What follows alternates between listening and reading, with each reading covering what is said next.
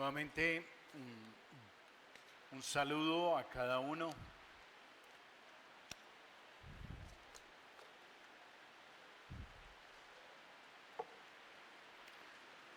Y aunque arrecie la lluvia, no temeremos mal alguno. ¿Me regalas un poquito? ¿Me escuchan fuerte y claro? Hermano y amigo, su presencia aquí en esta mañana para sentarse a los pies de Cristo y escuchar su enseñanza es algo que se llega a concebir y relacionar algunas veces como una oportunidad para sentarnos a escuchar un mensaje, un discurso lleno de optimismo, donde se describirá un paisaje donde el sol siempre esté brillando, donde los problemas se desvanecerán y habrá una gran cascada refrescante de paz, seguridad y felicidad. Pero, hermanos, amigos, Dios es bueno, fiel y veraz. Y Él no se propone darnos por su palabra expectativas ideales, sino más bien entregarnos una visión real del mundo y de la vida en la que nos encontramos. Sí, una visión muy real, pues usted quizás se siente muchas veces en su vida cristiana como en un peregrinar muy difícil, lleno de pruebas, de tentaciones, ataques, cansancio, caminando por un desierto. Sí, un desierto inhóspito, donde no hay sombra para guarecernos de los rayos del sol, donde a nuestro alrededor solo hay muerte, porque hay una humanidad caída, muerta en delitos y pecados. No hay señales en ese desierto de un camino definido, bien marcado. Solo hay arena, viento y un horizonte que parece no tener fin. ¿Se ha sentido usted así en algunos días en su vida? Ese es el escenario real de la vida del creyente, de la iglesia en este mundo. Es el escenario donde la iglesia vive en un periodo entre la ascensión de Cristo y su segunda venida. Es un camino que todos debemos recorrer por este desierto. Y lo más sorprendente es esto: no solo todos estamos llamados a atravesar el desierto, sino que estamos llamados a atravesarlo como vencedores. Por eso la meditación de esta mañana le he dado el título: Peregrinemos como vencedores en el desierto. Peregrinemos como vencedores en el desierto. Apocalipsis es un documento inspirado por Dios, donde se nos describe cuidadosamente las condiciones en que nos encontramos hoy y cómo debemos enfrentarlas. Hoy Dios le dice con más detalle a usted lo que Él espera de cada uno, de aquel que le invoca a Dios como Padre. Hoy, en este corto pasaje del capítulo 12, del versículo 1 al 6, veremos que en ese peregrinar hay conflicto, hay amenaza, pero también hay confianza. Esos son los tres temas que vamos a desarrollar en esta oportunidad. El conflicto que enfrentamos en el desierto, en primer lugar. En segundo lugar, la amenaza que enfrentamos en el desierto. Y por último, la confianza que atesoramos en el desierto. Vamos con el primer aspecto, el conflicto que enfrentamos en el desierto. Cuando usted me escucha hablar en estos términos de peregrinar en el desierto,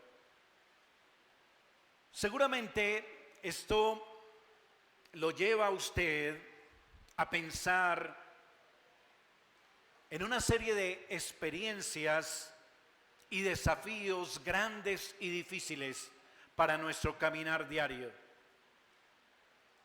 Por eso es que insisto en que hoy el Señor quiere instruir su corazón acerca de cómo justamente Él dejó a la humanidad en circunstancias difíciles, como las que usted y yo debemos enfrentar día a día, no solamente en el mundo, sino incluso con nosotros mismos. De tal manera, hermano y amigo, permítame, antes de entrar en materia, decir algunas cosas acerca de este texto. El capítulo 12, hermanos, es una nueva porción a la cual arribamos en esta mañana. Aquí se nos presenta nuevamente una serie de 7, es decir, 7 visiones, las cuales están precedidas por 2 signos. Esos 2 signos son los que veremos hoy, que están contenidos en el verso 1 hasta el verso 6. Pero la serie de 7 que está por venir, trata de las 7 copas. Así que nos encontramos en el capítulo 12, nuevamente, como en otros casos, en un preludio, una antesala, antes de recibir el mensaje que el Señor tiene de las 7 copas. Cada serie de 7 en este libro de Apocalipsis, recuerde, hemos visto 7 iglesias, hemos visto 7 sellos, hemos visto 7 trompetas. Cada una de estas series son una descripción paralela de un mismo evento. Todo lo que la iglesia vivirá desde la primera venida hasta su segunda venida, visto desde diferentes ángulos, desde diferentes perspectivas. Y cada serie nos presenta un detalle más, nos deja conocer un aspecto que otra serie no nos ha dejado ver, para que así tengamos un panorama bien completo de lo que va a suceder en ese tiempo. Eso es lo que el Señor quiere darnos a través de estas series de 7, para que, insisto, tengamos una visión e interpretación correcta de las cosas que suceden a su alrededor cada día y cómo usted debe enfrentarlas, cómo usted debe sortearlas piadosamente para la gloria de Dios. De eso trata la visión inicial que encontramos en la palabra que hoy el Señor ha venido a hablarle. Y se trata del evento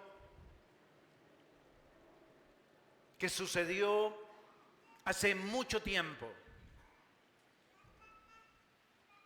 Es el evento que originó el conflicto, présteme atención, el conflicto existencial que usted enfrenta en este mundo hoy día. Mírelo conmigo, versículo 1 y versículo 2. Apareció en el cielo una gran señal, una mujer vestida de sol, con la luna debajo de sus pies y sobre su cabeza una corona de 2 estrellas.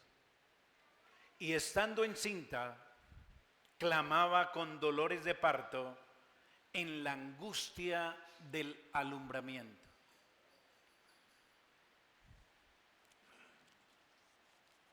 Lo primero que quiero remarcar aquí acerca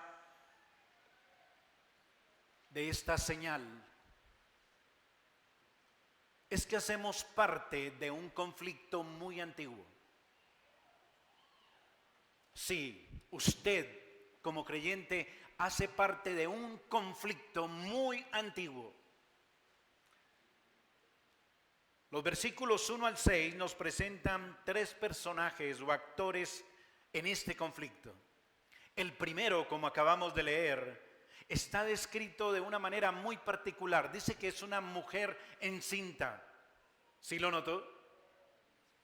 Y dice también que es una señal. Versículo 1, apareció en el cielo una gran señal. Este lenguaje nuevamente nos lleva a hacer una interpretación cuidadosa, correcta, que se ajuste al estilo literario de este libro. Es una señal, así que es una figura que nos ilustra una verdad. No está hablando entonces de una mujer literal. Permítame desde ya descartar entonces a María, María Virgen. Porque aunque María en verdad dio a luz al Mesías, que es de quien habla esta porción del versículo 1 al 6, no es de ella de quien habla.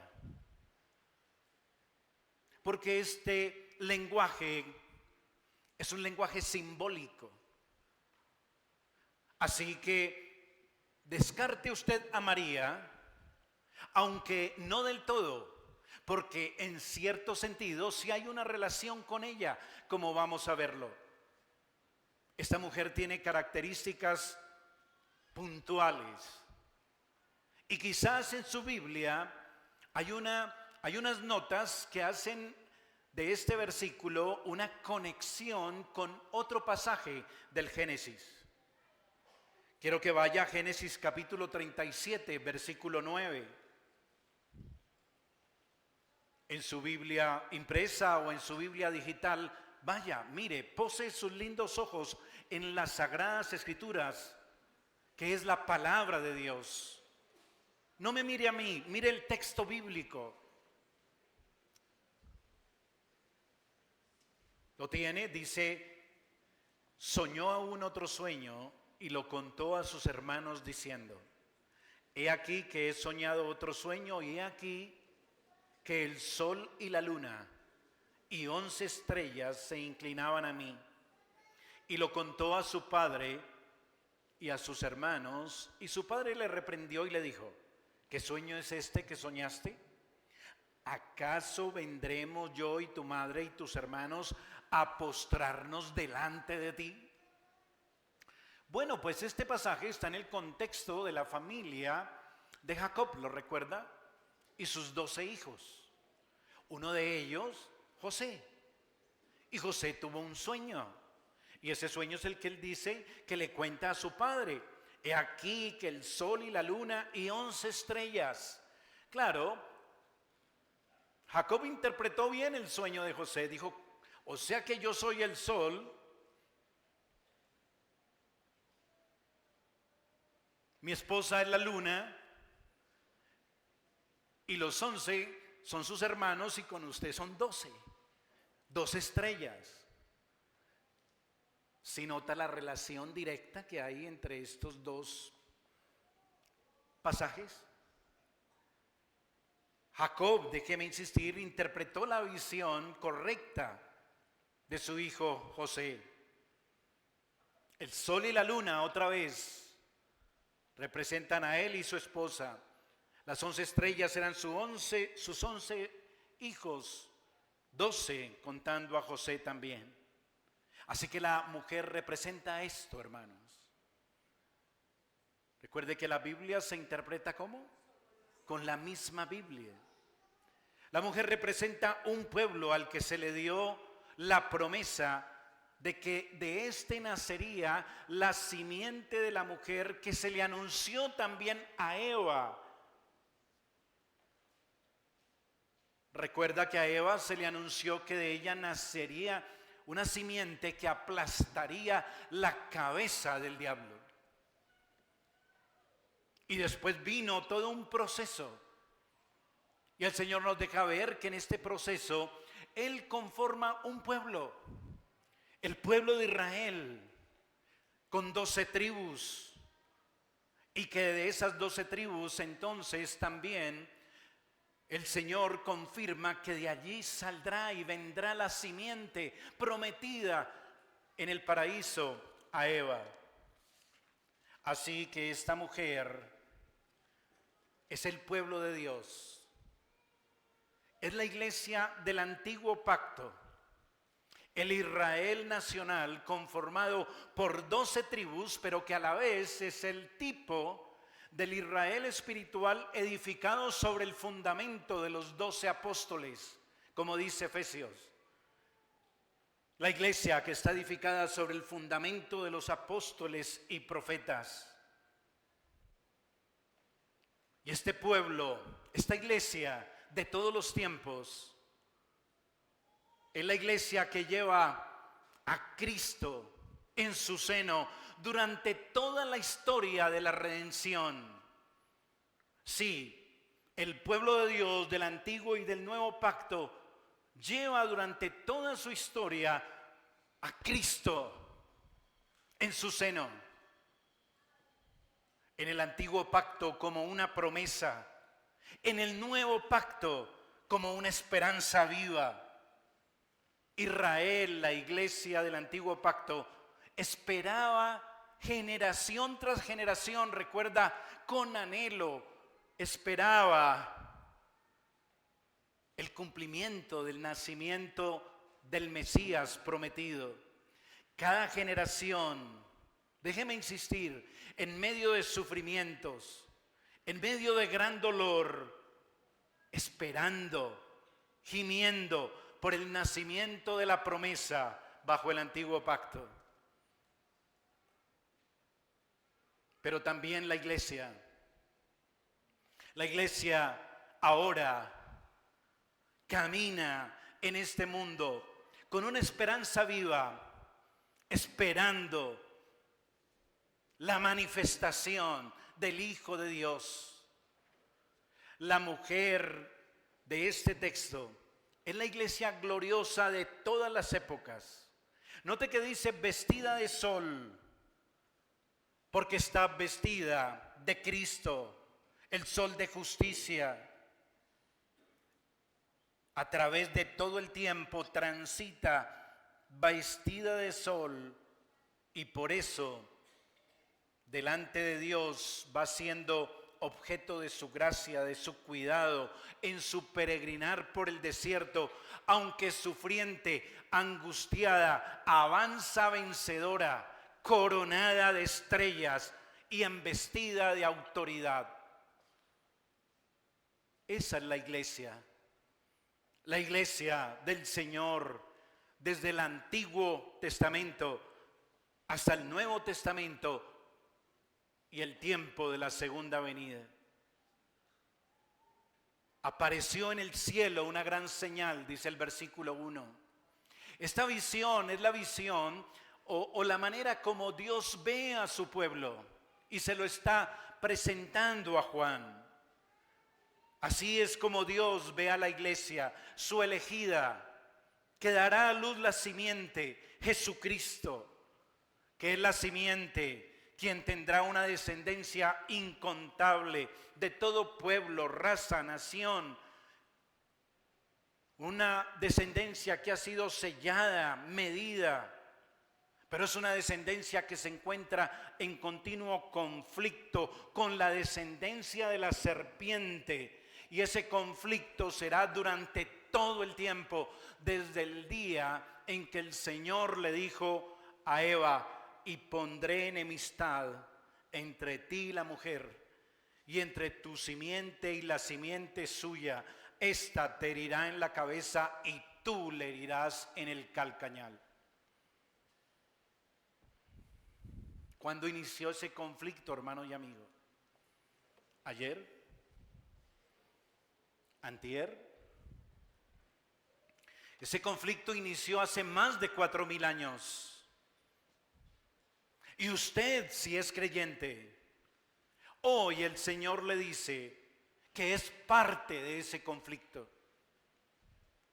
Sí, ese conflicto entre la simiente de la mujer y la simiente de la serpiente. Desde la caída, la humanidad vive en ese conflicto, desde el principio del tiempo. Y la cuestión hoy es: el Señor le dice y nos dice y le confronta y me confronta, ¿a qué bando pertenecemos? ¿A la simiente de la mujer o a la simiente de la serpiente? Esa es la gran pregunta. ¿Pertenece usted a la simiente de la iglesia o a la simiente del diablo? No hay más opciones. La Biblia no nos miente. No hay sino dos bandos donde usted puede estar ubicado hoy y ahora mismo. ¿Dónde está ubicado usted? ¿Dónde, querido señor, señora, joven? ¿Dónde está ubicado?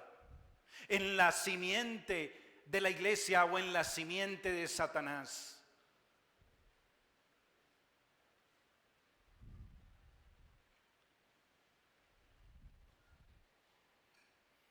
Fue por causa de la maldad del diablo, rebelde, codicioso, y la maldad nuestra, porque nosotros también fuimos cómplices. Estamos involucrados en el intento de Satanás por obtener el poder, por rebelarnos contra la soberanía de Dios. Y por eso Dios justamente nos exilió, nos lanzó fuera del paraíso con sus respectivas consecuencias y nos puso en el desierto para morder el polvo. Desde entonces la humanidad y la creación gimen a una en un mundo que produce todos los días cardos y espinos. Pero en medio de este panorama oscuro hay una luz de esperanza. Dios soberanamente quiso dar una oportunidad de gracia y redención al hombre, pero no quiso darlo a la serpiente. ¿Ha pensado usted en eso? Tanto la serpiente como el hombre pecamos por igual. Pero Dios solo quiso dar y mostrar gracia a la humanidad caída. Esa gracia vendría por medio de Jesucristo, que llegaría al mundo como un descendiente del pueblo de la promesa. Y por eso el conflicto con el diablo. El enemigo está enfurecido porque está sin esperanza de redención, queriendo destruir al pueblo que Dios sí le quiso mostrar gracia y rescatarlo de este desierto en que fue puesto por causa del pecado.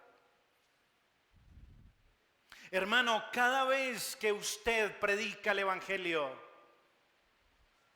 cada vez que lo anuncia, usted le está predicando al diablo su condenación, su ruina eterna.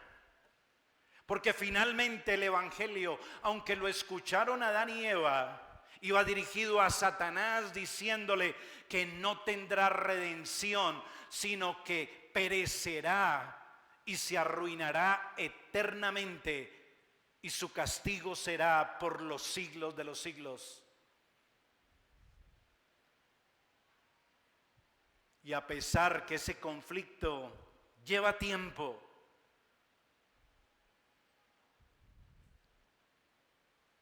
el conflicto sigue y continúa hoy como ayer.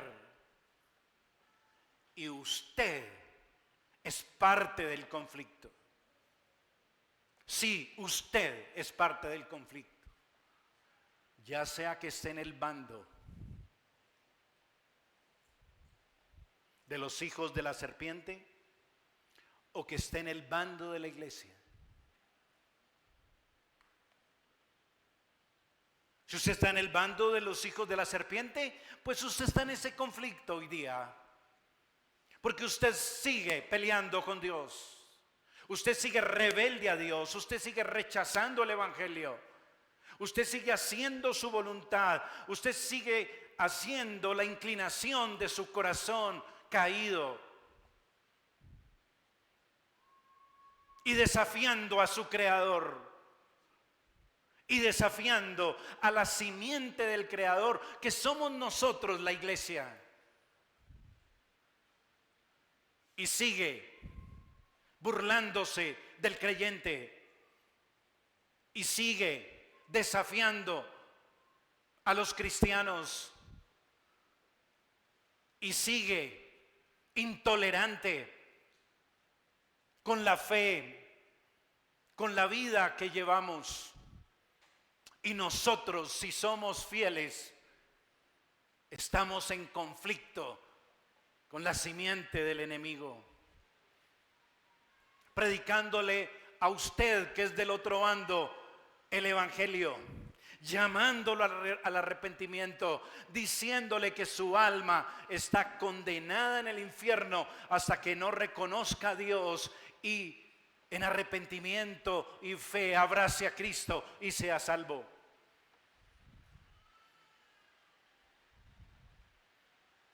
La pregunta es, ¿dónde está usted? Y después de que usted responda a esa pregunta, analice también, ¿y por qué le gusta estar en ese bando?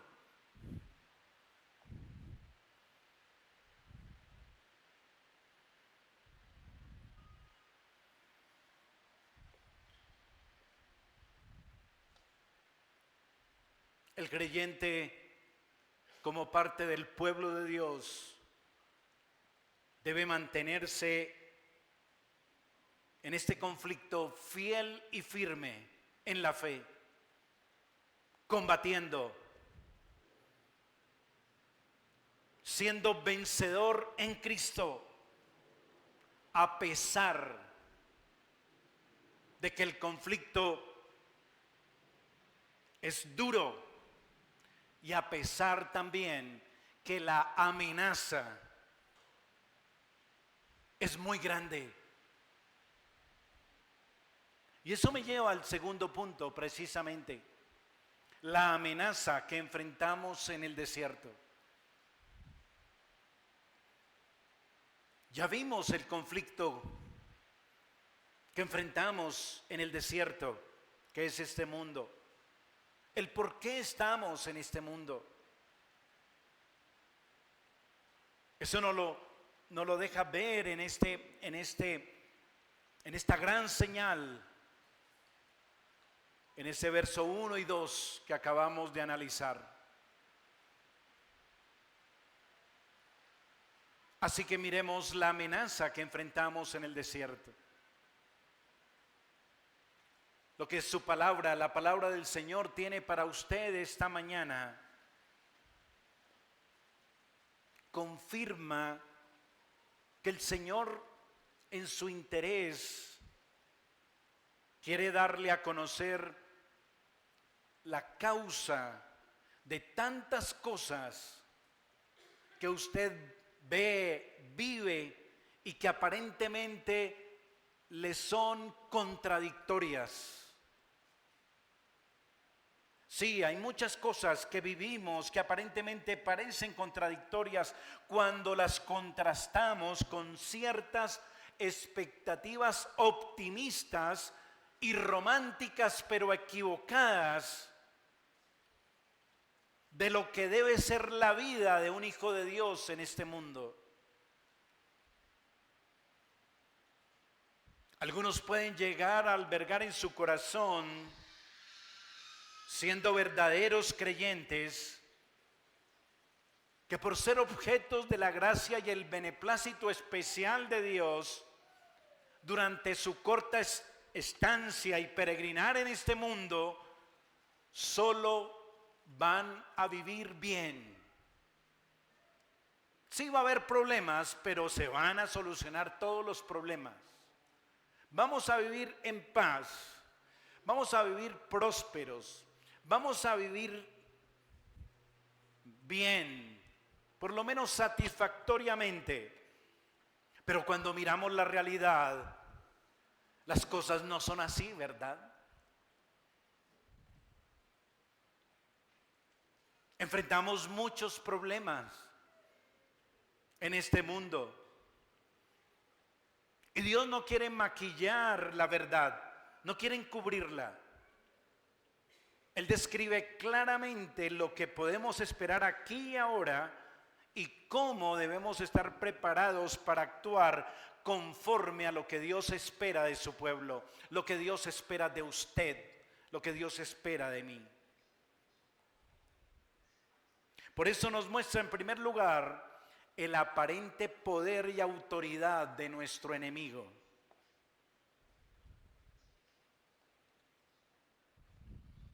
Esa es la amenaza que enfrentamos en este peregrinar por el desierto.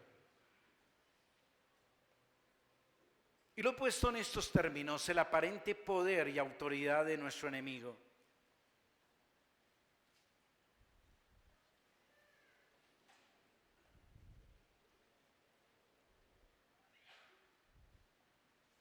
Aunque ya en gran medida hemos identificado el enemigo del pueblo de Dios y entendemos también un poco más su propósito y el motivo que lo impulsa. ¿Sí recuerda cuál es el motivo que lo impulsa?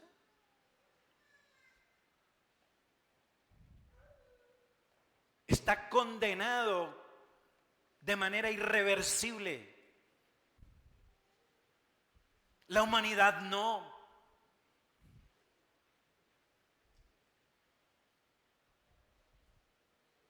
Así que, por la soberana decisión divina,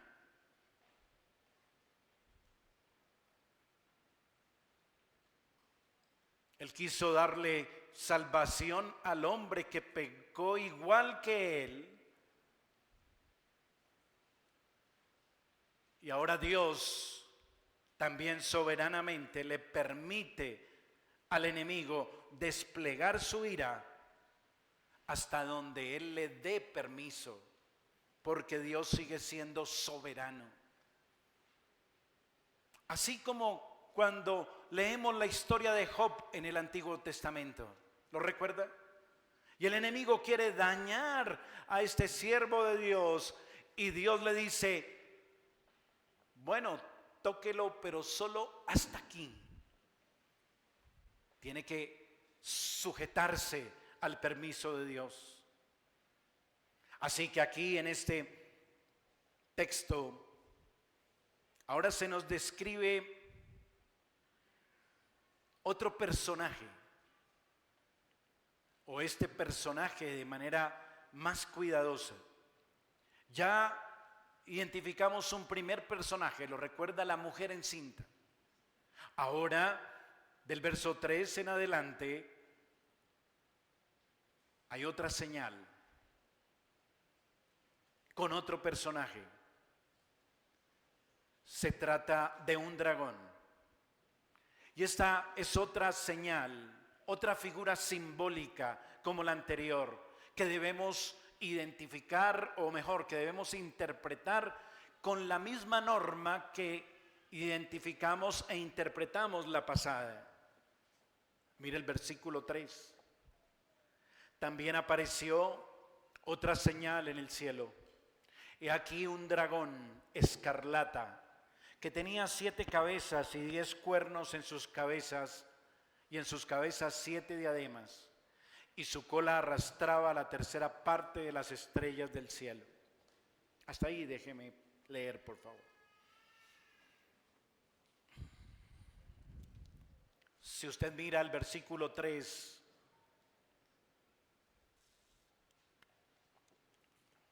hay una criatura un poco extraña. Dice que es un gran dragón.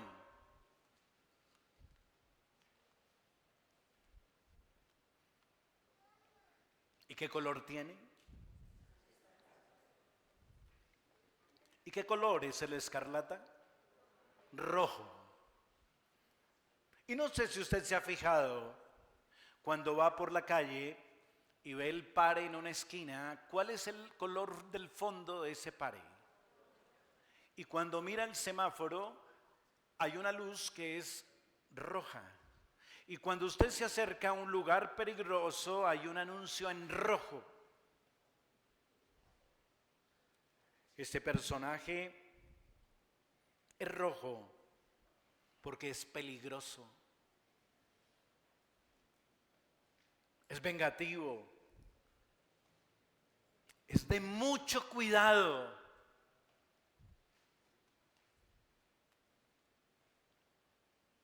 Tiene mucho poder, tiene mucha ira contra usted.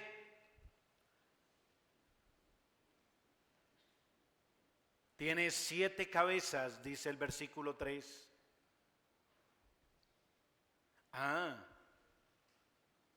Aunque es un dragón, no piense que es una bestia bruta. Es muy inteligente. Dios lo ha dotado de gran inteligencia. El número 7 nos da la idea, recuerde, de plenitud. Y tiene 7 cabezas. Es muy astuto. Es inteligente. Y también, dice el texto, en sus cabezas tiene 7 diademas. Está coronado. Tiene apariencia de rey, de príncipe, de autoridad. Y no es una autoridad pequeña, porque tiene 10 cuernos y en sus cabezas tiene 7 diademas. Tiene 10 cuernos, y los cuernos en el Antiguo Testamento, en los profetas como Daniel y Ezequiel, dice que esos cuernos representan imperios. Así que este personaje tiene autoridad, fuerza abundante sobre muchos imperios, porque es el príncipe de este mundo. Es lo que el Señor Jesús siempre advirtió Este mundo está bajo el maligno. ¿Sí lo recuerda? Pero cierto que a usted y a mí se nos olvida. Ese es el príncipe de este mundo que quiere aparentar soberanía. Y digo que aparenta soberanía porque es un farsante, es un falsario, es un impostor. Porque realmente el Rey de Reyes y Señor de Señores es Cristo.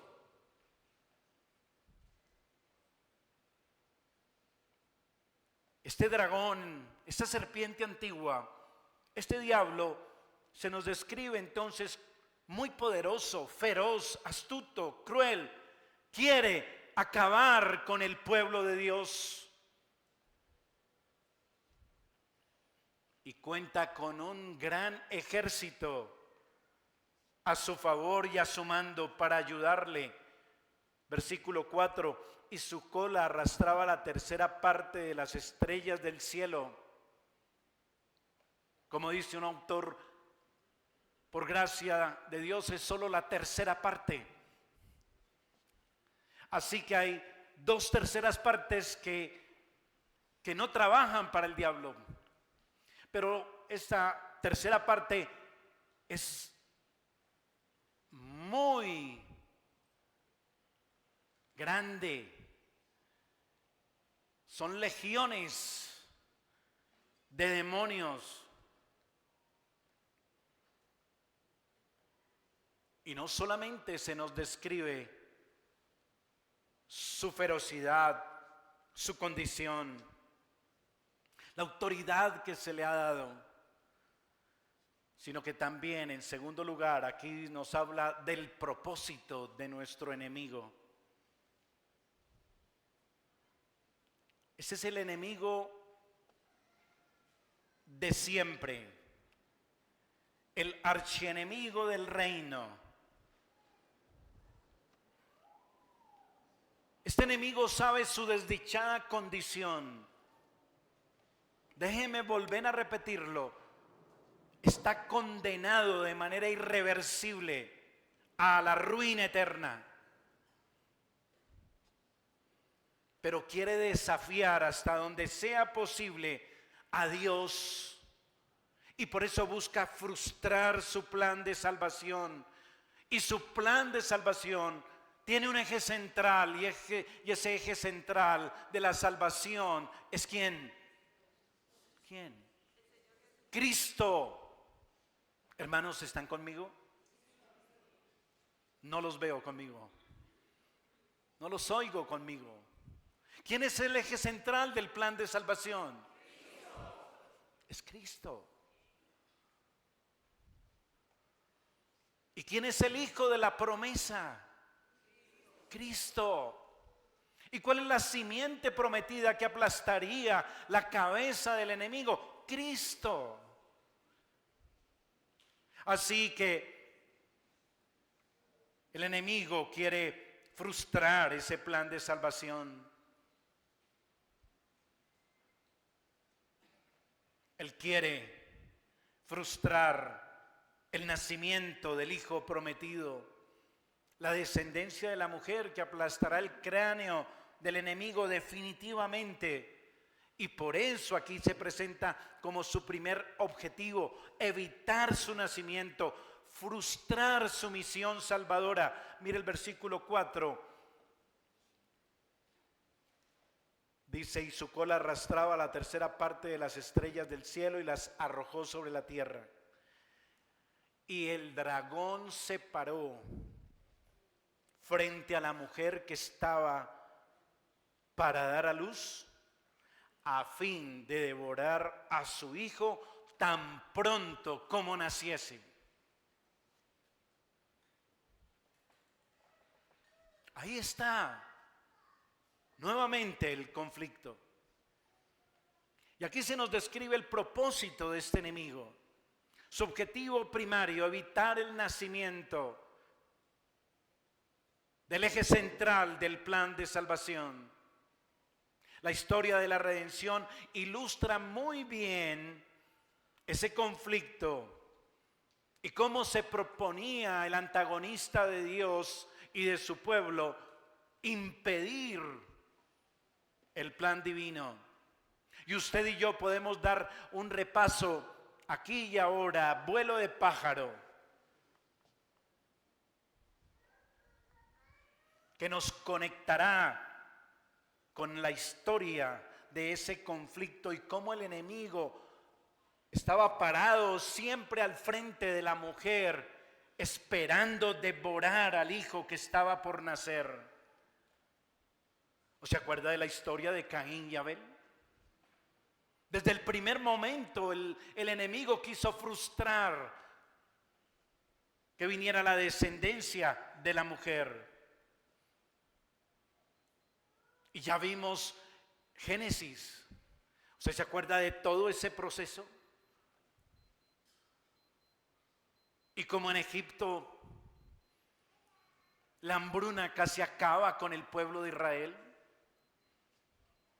Y se acuerda también cómo Faraón ordenó matar a todos los varones del pueblo de Israel. ¿Sí lo recuerda? Y Saúl cómo persiguió a David. Y Herodes cómo quiso también evitar que el niño Jesús naciera. Satanás siempre ha querido impedir el nacimiento del Mesías en este mundo caído que está bajo su imperio de oscuridad y de maldad y tinieblas. Hermano, hoy Dios quiere decirle a usted, no tome a la ligera el tema de Satanás. Por favor, no se deje engañar. Lo que realmente quiere, y usted ya lo ha oído, ¿qué es lo que quiere Satanás? Que no le presten atención. Que usted crea que eso ya es un tema agotado, chuleado. Ah, sí. El que está como león rugiente esperando a quien devorar. Ah, sí, el diablo, Satanás, sí. El que el Señor Jesús venció en la cruz, sí. No, cuidado. El Señor Jesús le escribió esto a las 7 iglesias de Asia, que representan la iglesia a través de todo el tiempo, desde la primera hasta la segunda venida de Cristo, para que estemos atentos, para que sepamos el enemigo que enfrentamos, para que sepamos la amenaza que enfrentamos en este desierto. Es una amenaza poderosa, es una amenaza seria.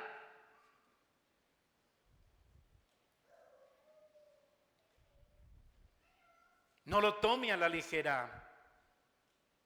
Él quiere que olvidemos que Él es el gran dragón, la serpiente antigua, el poderoso, el astuto que se infiltra en todo lugar para hacer mal, destruir, dañar en nuestros momentos de tranquilidad, de paz. Él tiene dominio sobre toda la tierra. Así que el diablo está obrando a cada minuto, a cada momento, en el mundo que nos rodea, en todas partes, en su hogar, en su familia, con sus amigos, en su lugar de estudio, en su oficina, en su trabajo, en el gobierno, en todas las naciones e incluso aquí en nuestra iglesia. Está trabajando con sus secuaces, decenas de miles de ellos, y usted y yo tenemos que estar atentos y tomar posición frente al conflicto.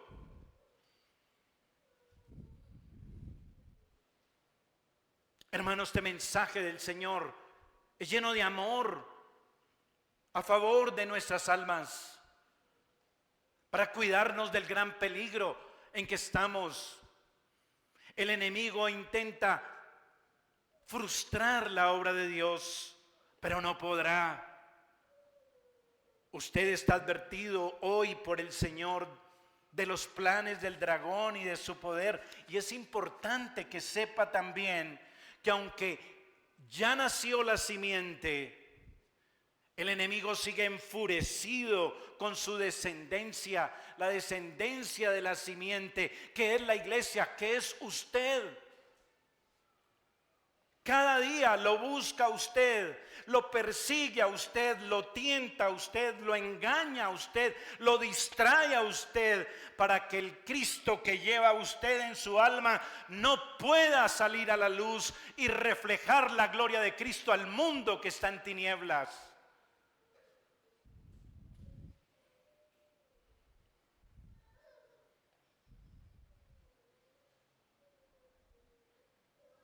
Para que el Cristo no nazca, para que la iglesia no muestre a Cristo.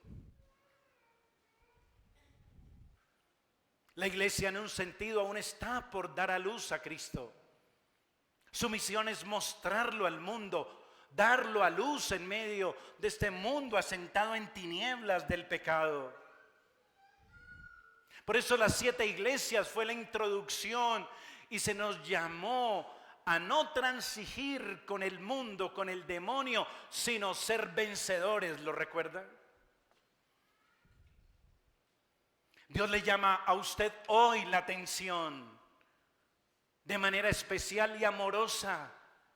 Le está mostrando a usted qué está ocurriendo tras bambalinas, el conflicto espiritual, y que usted esté alerta, atento y sepa qué hacer. Usted no puede dejarse vencer para no expresar a Cristo en su vida. Usted debe estar alerta al ataque del enemigo, que sabe que busca de usted. ¿Sabe qué busca Satanás de usted?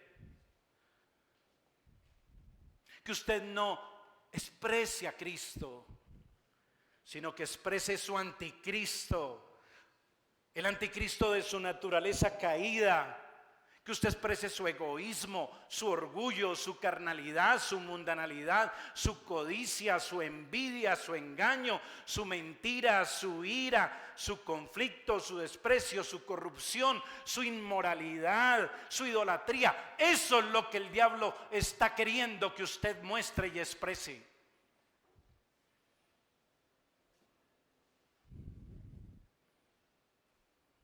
Y no que salga a la luz Cristo a través nuestro. Así que usted ya tiene la respuesta a preguntas como: ¿por qué hay tantas iglesias que se vuelven frías y sin amor? ¿Por qué se pelean entre sí los creyentes si conocen la verdad de las Escrituras? ¿Por qué los hombres cristianos se atacan entre sí? ¿Por qué las mujeres cristianas a veces son chismosas y criticonas? ¿Por qué hay hipócritas en la iglesia? ¿Por qué no encuentro la iglesia perfecta? Aquí está la respuesta.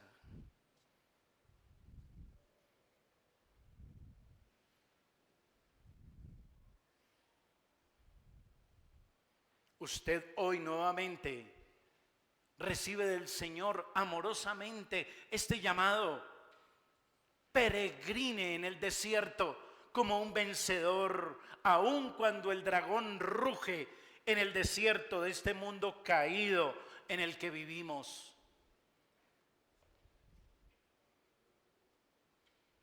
Ese fue el mensaje para la iglesia del siglo I. Y es el mensaje del Señor para nosotros hoy. ¿Me comunico?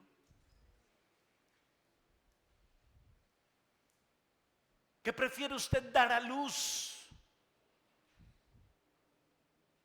¿El espíritu de su remanente del pecado y del anticristo? ¿O prefiere dar a luz a Cristo ante su familia, ante sus hermanos, ante sus vecinos, ante todos los que están a su alrededor? Pero el diablo, ¿qué trabajo tiene? Ahí está. no dejar que Cristo nazca.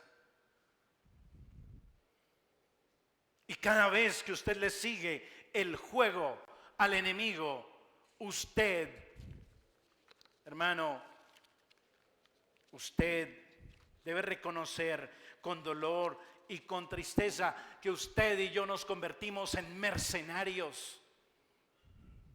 ¿Sabe qué es un mercenario? El que pelea a favor de un imperio que no es el nuestro.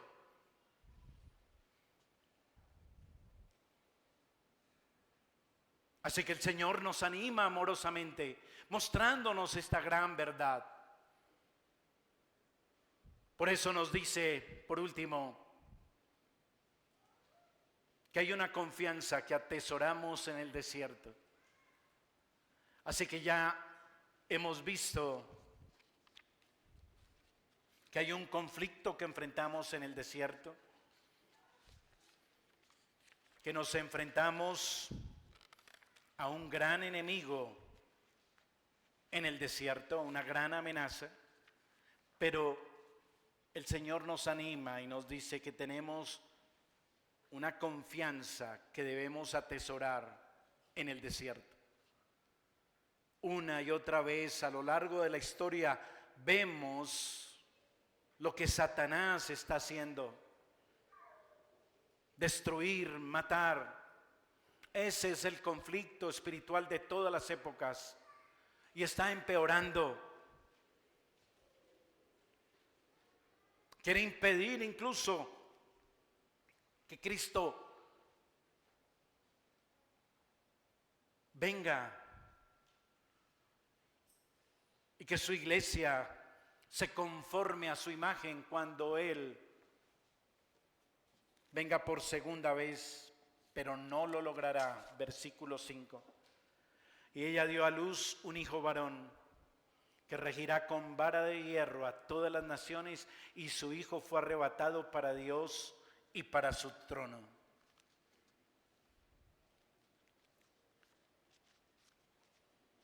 Este versículo nos muestra que Dios tiene un plan. Es una manera hermosa de resumir la historia de la salvación. En un solo versículo el Señor resume el nacimiento, la pasión, la muerte y la ascensión de su Hijo Jesucristo. Sentado allá a la diestra de ese trono alto y sublime, Él quiere decirnos que Satanás cree que cuando el Señor Jesús murió en la cruz,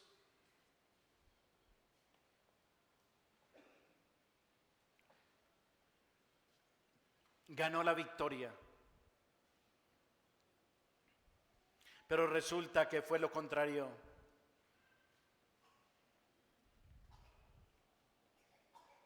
El hombre niño derrotó al gran dragón rojo cuando murió en la cruz, cuando dejó el sepulcro vacío, cuando ascendió al Padre.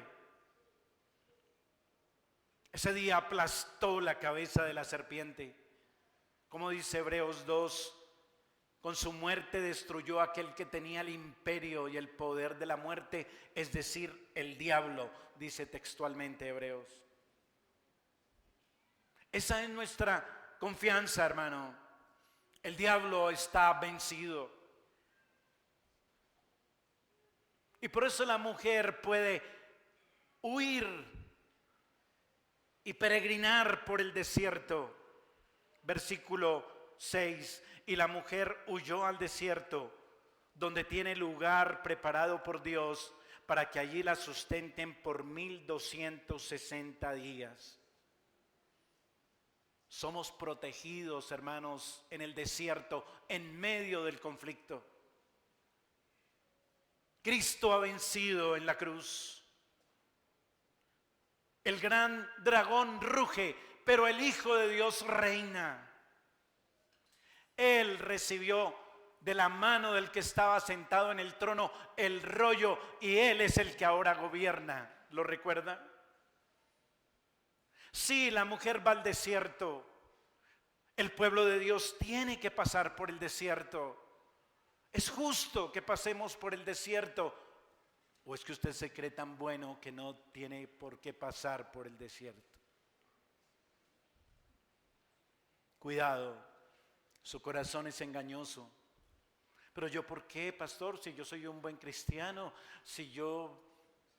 usted sabe, pastor, es más, yo antes soy tan bueno, soy tan honesto, soy tan noble, usted sabe, mi esposo cómo me da de mala vida y yo ahí firme en la fe, y usted sabe, pastor, ese jefe que tengo, cómo es y todo, pero yo sigo ahí fiel y firme. Ay, no, ¿por qué me pasará esto? Porque fuimos cómplices del diablo. Y en su gracia Dios nos pasa por este desierto. Y este desierto no es abandono para la mujer, para el pueblo de Dios, sino que este desierto es un entrenamiento para la entrada al reino.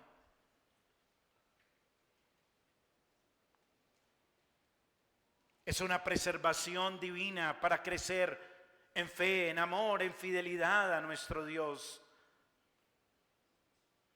No tema, hermano, no retroceda, no se rinda, no vaya a transigir con el enemigo, sea un vencedor hasta el fin. Y usted, querido amigo, joven que aún no es creyente, por favor, note, advierta, no es una maravilla que Dios haya provisto el evangelio para hombres caídos que desafiaron a Dios igual que el demonio, pero nos extiende una mano de gracia y nos quiere salvar de una muerte eterna y una ruina de nuestras almas en el infierno. Amigo, eso es gracia. Él podría haber hecho con nosotros lo mismo que hizo con el diablo. Dejarlo destituido totalmente de una esperanza, pero ahora el Señor nos deja ver su gracia para con los hombres, su buena voluntad, como cantaron los ángeles el día que nació el Señor Jesucristo. Amigo, arrepiéntase y crea.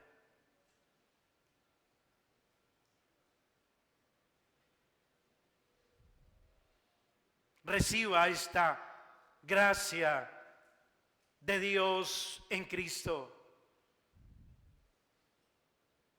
Él no ha provisto el evangelio para los ángeles caídos. Él ha provisto solo una esperanza de perdón, de redención, de justificación, de santificación y de vida eterna, solo para usted que es creyente. Y si usted, amigo, cree en Cristo, abraza a Cristo y realmente le sigue como Él lo ordena en su palabra, usted será salvo. Seguirá pasando por este desierto, pero Dios lo guardará y su alma jamás sufrirá el daño eterno del castigo en el infierno por los siglos de los siglos. Arrepiéntase y crea. Y usted, mi querido hermano, animémonos, exhortémonos para dar la buena batalla de la fe en este conflicto con un enemigo tan feroz, tan real, tan poderoso, pero que ya está vencido. En Cristo somos más que vencedores. Que el Señor nos ayude, hermanos. Demos gracias a Dios. Padre Santo, te damos gracias por tu palabra. Una palabra llena de grandes desafíos, pero también, Padre, una palabra que nos inspira, que nos anima, que nos consuela. Te rogamos gracia porque no queremos, Señor, estar en el bando del enemigo. No queremos, Señor, ser mercenarios, estar aquí contigo ahora y después estar al servicio del dragón. Ayúdanos, Padre, mantenernos firmes, fiel, a tomar una posición cada vez más definida para peregrinar en este desierto como vencedores. Señor, ayúdanos. Danos más de tu gracia, más de tu Espíritu. Danos más de Cristo, porque separados de Él nada podemos hacer. Y perdónanos, Señor, porque muchas veces hemos concebido y dado a luz los frutos y el carácter del anticristo. Y no hemos dado a luz a Cristo. Y no hemos mostrado y reflejado su gloria y su carácter. Perdónanos, Señor, y permítenos estar comprometidos con tu causa. Te rogamos gracia sobre gracia, en el nombre precioso de Cristo. Amén y amén.